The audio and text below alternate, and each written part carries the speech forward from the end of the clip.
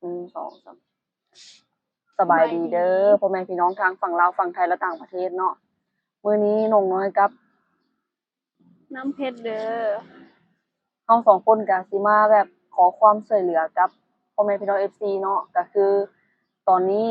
น้ำเพชรก็ว่างงานเนาะพี่น้องน้องน้อยก็ว่างงานเนาะคือเฮา2คนน่ะตั้งจิตตั้งใจว่าอยากไปหาทำงานอยู่แถวๆกรุงเทพเนาะแถวๆห้วยขวางหรือว่าเจริญกรุงสาธุประดิษฐ์หรือว่าลาดพร้าวหรือว่ารังสิตสุขุมวิทก็ได้เด้อพี่น้องเอ้ยสำหรับพ่อแม่พี่น้องท่านใดเนาะที่เพิ่นมีร้านอาหารหรือว่ามีร้านอิหยังก็อยากที่ต้องการเพื่อนร่วมงานคือน้องน้อยกับน้ำเพชรเนาะไปช่วยเวียกช่วยงานเนาะพี่น้องก็สามารถทักเข้ามาในแฟนเพจน้องน้อยได้เลยเนาะเพจน้องน้อยมีชื่อว่าน้องน้อยแฟนเพจเนาะพี่น้องแล้วก็ฝากพ่อแม่พี่น้อง FC เบิดซุคู่ซุคนเนาะเข้าไปติดตามรับชมคลิปอยู่ทางเพจได้เด้อพี่น้องเอ้ยเนาะ ก็สิเป็นอีกช่องทางหนึ่งที่น้องน้อยจะสร้างขึ้นมาเพื่อสร้างรายได้อันอีกเป็นอีกช่องทางหนึ่งเนาะที่เฮ็ดให้เราแบบสร้างรายได้แบบเอามาแบบว่าใช้จ่ายในชีวิตประจำวันนะพี่น้องเอ้ยตอนนี้ก็มีผู้ติดตามประมาณ400คนแล้วเนาะก็ขออีก600คนซะพี่น้องให้มันครบ 1,000 คนเนาะเพื่อเราสิเปิดสร้างรายได้ได้ก็สิพยายามถ่ายคลิปลงไปทางเพจเนาะพี่น้อง ทาง YouTube ก็ดนๆน้องน้อยก็สิถ่ายคลิปลงเทื่อหนึ่งเนาะมื้อนี้น้องน้อยก็อ่าอยากมาเปิดตัวแฟนนำแล้วก็อยากมาให้พี่น้อง FC ช่วยหางานเนาะพี่น้องเป็นร้านหมูกระทะหรือว่าร้านอิหยังก็ได้สามารถทักรายละเอียดเข้ามาได้เนาะ2คนเฮาพร้อมเริ่มงานเลยเนาะแม่พร้อมเริ่มงานเลยโอเคถ้ามีงานมาทักมาได้คือหลายๆคลิปที่น้องน้อยเคยถ่ายเพิ่นน่ะเห็นทางหลังแน่เห็นทางข้างแน่หรือว่าเบอร์ๆแน่เนาะ มีดราม่าแบบว่าบางคนก็แบบด่าน้องน้อยแล้วก็อิหยังน้องน้อยเนาะก็คือเพิ่นนี่ก็เข้าไปอ่านคอมเมนต์พี่น้องเพิ่นก็สงสารน้องน้อยเนาะก็เลยมื้อนี้ก็เลยร่วมกันว่าจั่งใดก็ต้องมาออกคลิปนำกันแล้วแหละมื้อนี้เจ้าได้อ่านแม่นบ่อ่านทุกข้อความเลยอ่านทุกคอมเมนต์เอ้ามื้อนี้ก็สิมาเล่าสู่ฟังเนาะพี่น้องว่าเรา2คนเนี่ยเจอกันได้ยังไงเนาะ คือเรา2คนนี่เจอกันย้อนพี่ชายเนาะก็คืออ่าอ้ายบอยพี่น้องก็คือเป็นอ้ายของน้องน้อยเนาะคือเพิ่นนี่เป็นน้องสาวของหมู่อ้ายบอยนั่นแหละหลังจากที่อ้ายบอยชวนเพิ่นมาทำงานนำอยู่ที่บางพลีเนาะคือเพิ่นก็บ่มีแฟนช่วงนั้นพี่น้องบ่มีแฟนบ่มีคนคุยเนาะแบบอยู่คนเดียวเหงาๆนะ อ้ายเพิ่นก็เลยติดต่อหนุ่มไทยให้ก็คือเป็นหนุ่มโรงงานเนาะ2คนเจ้าได้คุยบ่บ่ได้คุยเลยบ่เอาเลยบ่เอาเพิ่นก็ยังบ่ได้คุยยังบ่ได้ตกลงปลงใจเนาะพี่น้องแล้วก็เว้าไปเว้ามาแล้วก็พี่ชายก็บอกว่าเอ้าคันซั่นแล้วล่มบ่น้องอ้ายน้องอ้ายก็โสดคือกันเพิ่นว่าอันนี้ก็ยังไม่ได้ตกลงอยู่ๆอ้ายก็ส่งเฟซหนุ่มน้อยมาแต่บ่กล้าทักไปบ่กล้าทักไว้ก็บ่กล้าแอดเนาะแม่นน้องน้อยน่ะเป็นคนแอดเองแล้วก็ทักเองพี่น้องทักไปแล้วก็ดนเติบได้เพิ่นจักสิตอบพี่น้องเอ้ยเพราะว่าเพิ่นก็เป็น introvert ชอบอยู่คนเดียวว่าซั่นซะเนาะหลังจากที่รู้จักกันมาเนาะพี่น้องคุยกันมาได้ประมาณ2เดือนเนาะแต่เฮาเป็นแฟนกันนี่ได้ประมาณเข้าเดือนที่5แล้วเนาะแม่นเข้าเดือนที่ห้าเข้าเดือนที่5แล้วเดือนนี้เข้าเดือนที่5เดือนนี้เอาเว้าสู่พี่น้อง FC ได้ฟังว่าเรา2คนน่ะเป็นแฟนเป็นอะไรกันเราสองคนเป็นแฟนกันเด้อตอนนี้โอเคแล้วก็ทางครอบครัวเจ้ารู้สึกแบบใดรู้สึกโอเคหรือว่าบ่โอเคทางครอบครัวบ่ทุกคนโอเคเบิดพี่น้องพ่อแม่หรือว่าเพื่อนบ้านญาติพี่น้องก็คือโอเคเบิดทุกอย่างแม่นคือน้องน้อยก็เคยเมื่อบ้านเพิ่นน่ะนะพี่น้องก็น้องน้อยก็โอเคกับครอบครัวเพิ่นเนาะครอบครัวเพิ่นก็โอเคกับน้องน้อยแต่ว่าเราก็อายุรุ่นกันเพียงแต่ปีเดียวเนาะเจ้าอายุ22ข้อยอายุ23อืมแต่ว่าเว้าเรื่องนิสัยใจคอของเพิ่นเนาะพี่น้องคือ ถึงว่าเพิ่นสิอายุน้อยเนาะแต่เพิ่นมีความคิดความอ่านที่เป็นผู้ใหญ่คล้ายๆกับว่าอ่าอิหยังวะแบบเพิ่นน่ะเคยทำงานตั้งแต่อายุ18ปีเนาะมาทำงานอยู่บึงกาฬเนาะอยู่บึงกาฬอยู่บึงกาฬเพิ่นอยู่บึงกาฬนะตั้งแต่อายุ18ปีเนาะแล้วก็อายุ22ก็เข้ามาสมุทรปราการเนาะทำงานมาหลายบ่อนพี่น้องบ่ว่าจะเป็นร้านอาหารหรือว่าร้านขายผัก ร้านอาหารตามสั่งร้านอาหารตามสั่งเพิ่นก็สามารถเฮ็ดแบบว่าอาหารได้เนาะมีประสบการณ์ทางด้านอาหารพี่น้องเอ้ยแล้วก็เราสองคนก็เพิ่นก็ว่างงานมาได้สิเข้า2อาทิตย์แล้วพี่น้องน้องน้อยก็ยังบ่มีงานทำเนาะคือพี่น้อง FC ก็สิมีคำถามเนาะว่าเป็นหยังเราสองคนนี่คือบ่หางานทำอยู่แถวๆไกลๆนี้เพิ่นตอบให้เขาเจ้าฟัง เดี๋ยวนี้มันบ่ค่อยมีงานแล้วแถวนี้มันเต็มไปหาวันใดก็คือว่าก็จะบ่รับแล้ว แม่นเพื่อนน้องน้อยกับตอนนี้ก็ว่างงาน2 คนเนาะน้องน้อยกับเพิ่นนี่ก็ว่างงานก็เลยมีความคิดว่าอยากไปทำงานบ่อนใหม่อะนะพี่น้องคือน้องน้อยมาครั้งนี้ก็คือน่าจะมาอยู่ดนเนาะเพราะว่าเรา2 คนสิมาอยู่นำกันแล้วก็ช่วยกันเฮ็ดเวียกช่วยกันเก็บเงินเก็บคำเนาะคือกับฝากพ่อแม่พี่น้อง FC เนาะฮักแพงเอ็นดูน้องน้อยกับน้ำเพชรน่ะเด้อพี่น้องเอ๋ยเนาะสำหรับครอบครัวน้องน้อยเนาะก็อ่า ก็แพงฮักแพงน้ำเพชรเป็นลูกอีกคนหนึ่งคือแม่ว่าเพิ่นเคยเว้ากับน้องน้อยเนาะก็คืออยากให้เรา2 คนนี้ฮักแพงเอากันเนาะถึงว่าสิอายุบ่ลื่นกันปานใดเนาะพี่น้องเราก็สิพยายามปรับตัวเข้าหากันเนาะคือเพิ่นนี่ก็มาไกลพ่อไกลแม่พี่น้องไกลเอื้อยไกลน้องก็เป็นตัวคนเดียวเนาะน้องน้อยก็บ่สามารถที่จะปะถิ่มเพิ่นไปคนเดียวได้พี่น้องเอ้ยคือเพิ่นนี่ก็บ่สามารถที่จะปะถิ่มน้องน้อยได้เรา2 คนก็สิอยู่นำกันบ่ฮู้ว่าสิโดนส่ำใดเนาะพี่น้องก็แต่ก็อยากอยู่โดนๆนั่นแหละใช่ไหม แม่น มื้อนี้น้องน้อยก็มีแต่แบบอยากมาให้พี่น้องเงาะหางานให้แล้วก็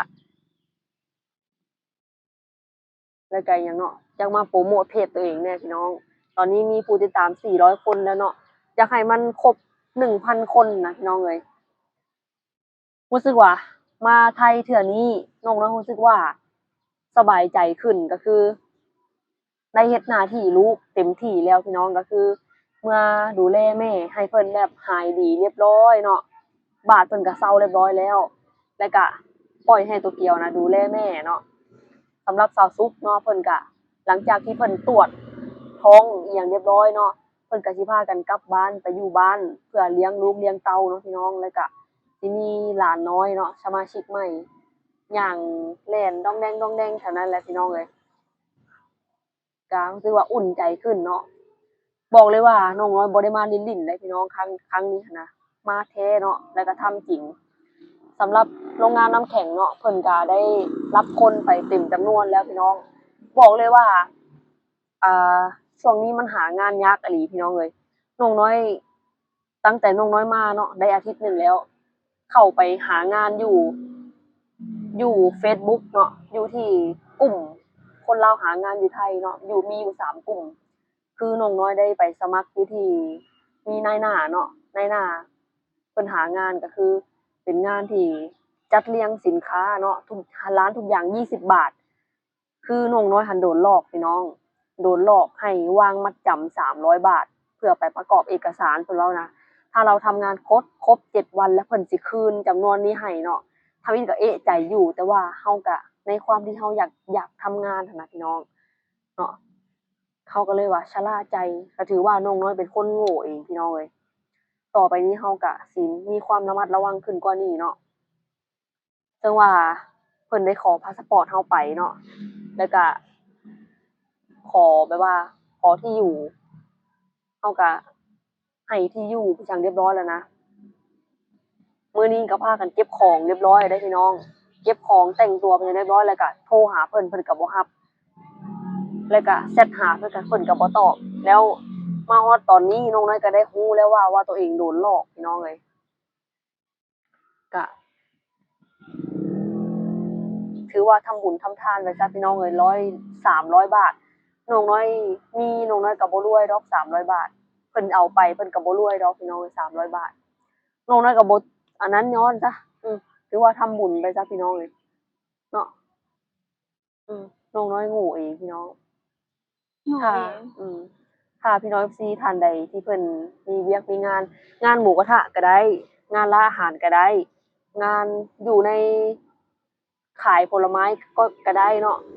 ที่พี่น้อง FC เพิ่นเป็นเจ้าของเองนะพี่น้องที่อยากได้เพื่อนร่วมงานว่าซั่นซะเอาบัดนี้สิมาถามเพิ่นว่า หลังจากที่เราคบกันมาได้5 เดือนก็แล้วรู้จักกัน2 เดือนก็ถือว่า7 เดือนเนาะ แม่น เจ้า 7 เดือน คิดอะไรกับนิสัยค่อยเป็นจั่งใดโอเคอยู่บ่ นิสัยโอเคเบิดทุกอย่างเลยนิสัยแบบผู้ใหญ่อบอุ่น เขิน อ๋อจากใจ จากใจอันนี้ออกจากใจเลย จากใจ ออกจากใจเลยเด้อ คือค่อยก็หลังจากอยู่กับเจ้ามาก็รู้สึกว่าเจ้าก็มีความแบบเป็นผู้ใหญ่เนาะอยู่กับเพิ่นนี่รู้สึกว่าเฮาเองนี่นะเป็นเด็กน้อยไปเลยพี่น้องแบบว่ามีความคิดความอ่านแล้วก็เพิ่นอ่ามีประสบการณ์มาหลายปีแบบว่าทำงานอิหยังก็ได้นะพี่น้องอืมสำหรับที่เคยเจอมาเนี่ยเพิ่นนี่ก็เป็นคนที่แบบว่าโอเคที่สุดแล้วบ่แม่นว่าน้องน้อยบ่เคยมีแฟนเด้พี่น้องน้องน้อยก็เคยมีแฟนมาก็ถือว่าหลายคน แต่ก็ จากคนหลายคน ประมาณ2-3 คนนี่แหละ เหรอ แต่นิสัยก็บ่โอเคส่ำคนนี้พี่น้อง คนนี้รู้สึกว่าโอเคที่สุดแล้วก็คนนี้ก็เป็นคนแรกที่น้องน้อยตัดสินใจมาอยู่นำแล้วเราก็สิพากันหาเงินสร้างครอบครัวเนาะไปนำกันพี่น้อง ถึงว่าสิอายุน้อยก็ตามเนาะเราก็มาเฮ็ดงานตั้งแต่อายุยังน้อยๆนี่แหละพี่น้อง ยังมีเหือมีแรงอยู่เนาะคลิปนี้หวังว่าสิบ่มีดราม่าเด้อพี่น้อง บางคนก็ว่าน้องน้อยบ่สู้การสู้งานพี่น้องน้องเจ้าเบิ่งข้อยเป็นคนที่แบบบ่สู้การสู้งานบ่ บ่แม่นแบบนั้นเลย เป็นจั่งใด เป็นคนที่สู้การสู้งาน แต่มีภาระทางบ้านก็เลยกลับแม่บ่สบาย อันนี้เข้าใจ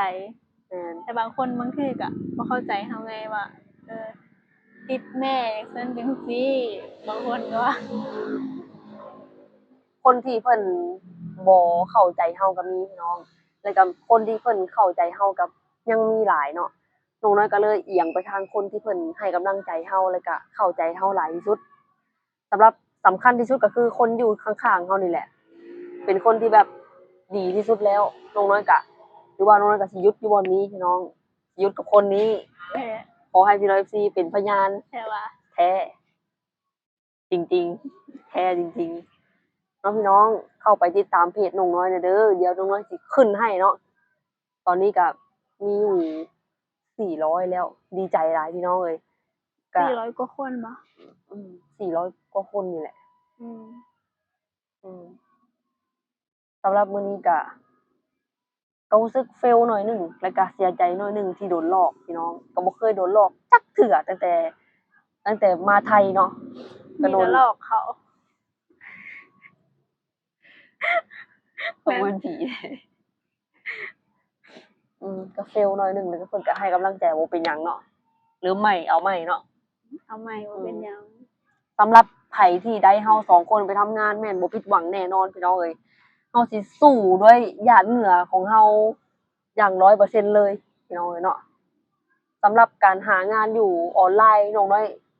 ขอยอมแล้วพี่น้อง ขอยอมแล้วพี่น้องเอ้ยหางานอยู่ออนไลน์นี่เนาะอยู่ใน Facebook หั้นถือว่ามีแต่มิจฉาชีพพี่น้องเอ้ยเนาะมีแต่มาตัวเอาเงินพี่น้องเอ้ยเฮาแฮ่งสักจางอยู่พี่น้องยังสิมาตัวเอาเงินอีกผู้เอาไปก็คือสิบาปพี่น้องเอ้ยเนาะหากินกับคนที่ แบบหากินกับคนที่มีกำลังทรัพย์น้อยพี่น้องคันเฮารวยเฮาก็บ่ว่าหยังดอกสาธุขอให้ถูกหวยรางวัลที่1เด้อเจ้าที่เจ้าทางเอ้ยเนาะน้องน้อยก็สิ กลับบ้านไปแต่งงาน แต่งกับไผ แต่งกับเจ้าเลยเนาะ เหรอเป็นแท้หวะ แม่น ข้าดอกเมียเพลงเลยข้าดอกเมีย พอเว้า พล เรื่องไหน ลย พอเว้าเนาะพี่น้องนั่งอยู่นี่เครื่องบินบินหลายพี่น้องเอ้ยเพราะว่าใกล้กับสนามบินสุวรรณภูมิเนาะแต่ว่าน้องน้อยหาก็ฮู้ว่าสนามบินสุวรรณภูมินะเพิ่นบินเฉพาะต่างประเทศเท่านั้นเนาะอันสนามบินดอนเมืองแหละเพิ่นบินระหว่างประเทศเนาะระหว่างประเทศเท่านั้นพี่น้องน้องน้อยหาก็เข้าใจเนาะเอ้าพ่อแม่พี่น้องเอ้ยเนาะน้องน้อยขอย้ำอีกเทื่อหนึงก็คือน้องน้อยมื้อนี้มาหางานเนาะพี่น้องสำหรับพี่น้องที่ท่านใดมีงานมีการก็สามารถคอมเมนต์หรือว่าทักเข้ามาในเพจของน้องน้อยได้เลยเนาะสำหรับคลิปนี้ก็ฝากพี่น้อง FC เบิดซุผู้ทุกคนเนาะฮักแพงน้องน้อยน้องน้อยกับน้ำเพชรเด้อกับครอบครัวสาวลาวไซโนบ่ว่าจะเป็นโตเกียวสาวซุกเนาะพี่น้องฝากเป็นกำลังใจคือเก่านะพี่น้องเอ้ยฮักแพงพี่น้อง FC คือเก่าเนาะ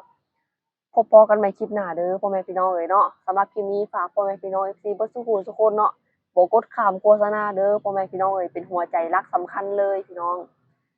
เอาพบกันใหม่คลิปหน้าพี่น้องเอ้ยสำหรับมื้อนี้ขอลาไปก่อนเด้อสบายดีบ๊ายบาย